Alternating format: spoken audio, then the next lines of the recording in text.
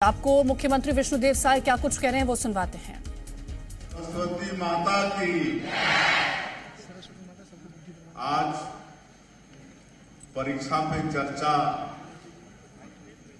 2024 के इस प्रदेश स्तरीय कार्यक्रम में हम लोगों के बीच मंच में विराजमान हमारे प्रदेश के 8 बार के विधायक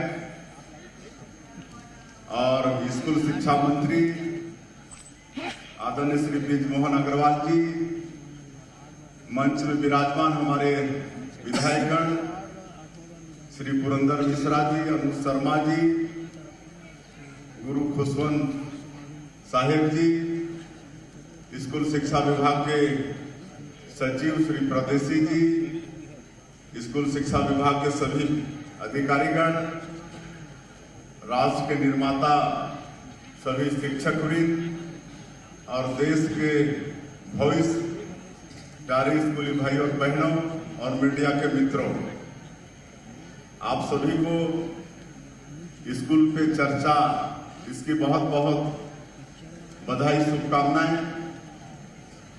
और ये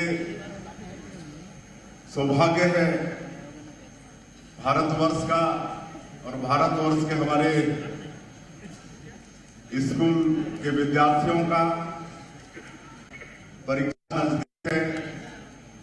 आप सब लोग तैयारी में जुटे हैं और ऐसे समय में माता पिता यार दोस्त लोग सब किसी न किसी रूप में परीक्षा की तैयारी में सहयोग करते हैं, लेकिन पहली बार ऐसे प्रधानमंत्री हुए हैं इस देश में नरेंद्र मोदी जी, जिनका ध्येय वाक्य है सबका साथ, सबका विकास, सबका विश्वास और सबका प्रयास। और आज हर चीज पर उनका ध्यान जाता है। आज 7वीं बार परीक्षा पे चर्चा उन्होंने किया है और आज सभी लोग उनको सुने। तो मैं विद्यार्थियों से पूछना चाहूंगा, कुछ कॉन्फिडेंस तो डेवलप हुआ होगा आप लोगों का कि नहीं? थोड़ा हुआ कि ज्यादा हुआ? ज्यादा हुआ ना। चलिए, बहुत बहुत आप लोगों को बधाई, शुभकामनाएं। और विद्यार्थियों का 5 लक्षण होता है आदर्श विद्यार्थी का, जानते हैं आप लोग? नहीं जानते हैं? मैं बताता हूं आप लोगों को। एक श्लोक है, काक चेष्टा उको ध्यानम स्वान निंद्रा तथैव च अल्पाहारी गिरीश त्यागी इति विद्यार्थियों 5 लक्षणम। सुने थे कि नहीं? पढ़े थे? एक जो आदर्श विद्यार्थी होता है उसके 5 लक्षण होना चाहिए, 5 गुण होना चाहिए। काक चेष्टा, काक मतलब कौवा। आजकल कौवा भी कम हो जा रहे हैं, लेकिन देखते हैं आप लोग शहरों में दिख जाते हैं। वो रोटी के लिए कितना प्रयास करता है, बार बार प्रयास करता है। भीड़ में अगर अनाज का टुकड़ा भी पड़ा है, रोटी का टुकड़ा पड़ा है तो उठाने का प्रयास करता है और भीड़ देकर फिर उड़ जाता है, लेकिन बार बार प्रयास करके आखिर हासिल कर लेता है। तो एक आदर्श विद्यार्थी का ये लक्षण होना चाहिए शिक्षा प्राप्त करने के लिए। कौवे जैसा काक चेष्टा, कौवे जैसा चेष्टा प्रयास, काक चेष्टा वको ध्यानम। वक माने क्या होता है? बगुला। और बगुला अपना चारा के लिए पानी के किनारे, तालाब, नदी, नाला के किनारे बैठा रहता है कि कब मछली दिख जाए, कब मेंढक दिख जाए, और दिखता है तो तुरंत चोट से पकड़ लेता है। तो उस तरह से एक आदर्श विद्यार्थी का लक्षण होना चाहिए शिक्षा प्राप्त करने के लिए। उको ध्यान। स्वान निद्रा, स्वान का मतलब क्या होता है? कुत्ता। कुत्ता कभी गहरी नींद नहीं सोता है। एक छिपकली भी बगल से गुजरेगा तो तुरंत उठ जाता है। तो उसी तरह से बहुत गहरी नींद में भी बच्चों को नहीं रहना चाहिए, कुत्ते जैसा निद्रा होनी चाहिए। काचेष्टा ध्यानम स्वानिंद्रा तथेव च अल्पाहारी, कम खाना चाहिए, संतुलित खाना चाहिए ताकि मतलब नींद मत आए और पढ़ाई में मन लगे। और गृह त्यागी मतलब घर छोड़ना भी पड़ता है।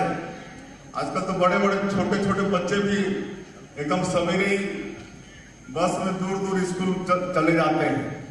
और प्राचीन काल में तो गुरुकुल व्यवस्था थी, बच्चे गुरुकुल में चले जाते थे और वर्षों वर्षों तक वहीं रहकर कभी कभार अपने माता पिता के पास आते थे। तो ये 5 गुण एक आदर्श विद्यार्थी का होना चाहिए। और जिस विद्यार्थी में ये 5 गुण हो गया तो उसको परीक्षा में ज्यादा चिंता करने की आवश्यकता नहीं होगी, कहे कि उसका जो भी कोर्स है साल भर का उसको अच्छे से याद हो जाएगा। और परीक्षा का क्या मतलब हुआ?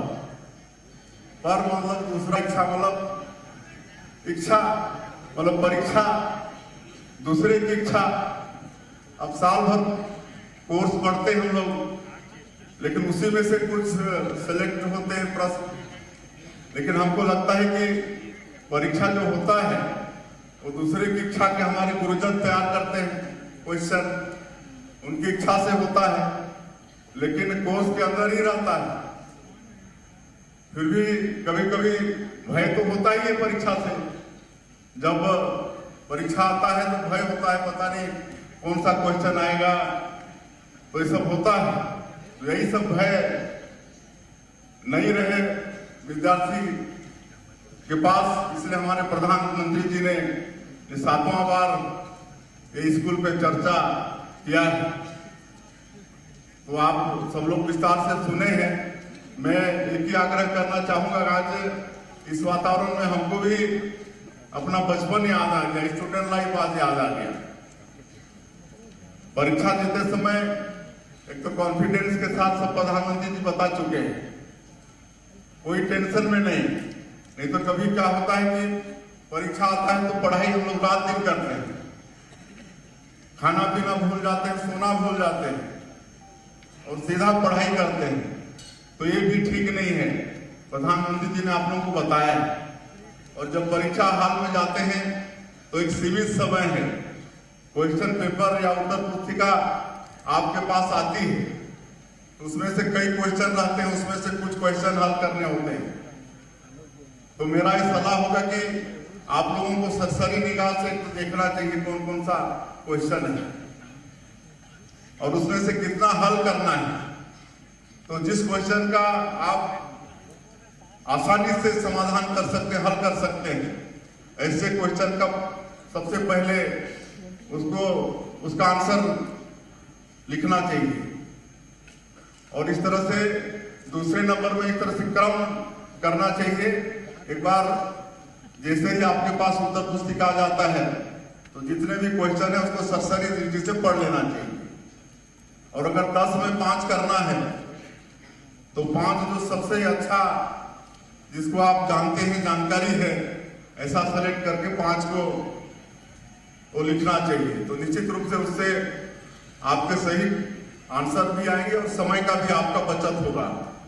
तो मैं समझता हूँ ये भी एक परीक्षा अच्छे से देने के लिए ये अच्छा उपाय है। और यहाँ पर हमारे शिक्षा मंत्री जी बहुत वरिष्ठ हैं, 8 बार के विधायक हैं, अनुभवी भी हैं। निश्चित रूप से इस देश में नया शिक्षा नीति भी आ रही है हमारे प्रधानमंत्री जी के मार्गदर्शन में। तो शिक्षा नीति के कारण यहाँ पर पढ़ाई का स्तर भी और अच्छा होगा। और मुख्यमंत्री के नाते हम ये कहना चाहेंगे कि हमारे अनुभवी शिक्षा मंत्री के मार्गदर्शन में निश्चित रूप से जितना अच्छा से अच्छा हो सकता है हमारे प्रदेश में अच्छा से अच्छा शिक्षा और दूरस्थ अंचलों तक शिक्षा पहुंचा पाए, ऐसा प्रयास छत्तीसगढ़ सरकार का रहेगा। परीक्षा नजदीक है, सभी विद्यार्थियों के साथ हमारी बहुत बहुत शुभकामनाएं हैं। अच्छी तैयारी के साथ भयमुक्त होकर आप सब लोग परीक्षा दें। आप सब लोग इस देश के भविष्य हैं, इस देश के कर्णधार हैं, इस देश का भविष्य आप लोगों के कंधे पर टिका हुआ है। और शिक्षक हमारे राष्ट्र के निर्माता हैं। सबको फिर से हम एक बार बहुत बहुत शुभकामनाएं देते हुए अपनी बात बंद करते हैं। जय हिंद, जय छत्तीसगढ़।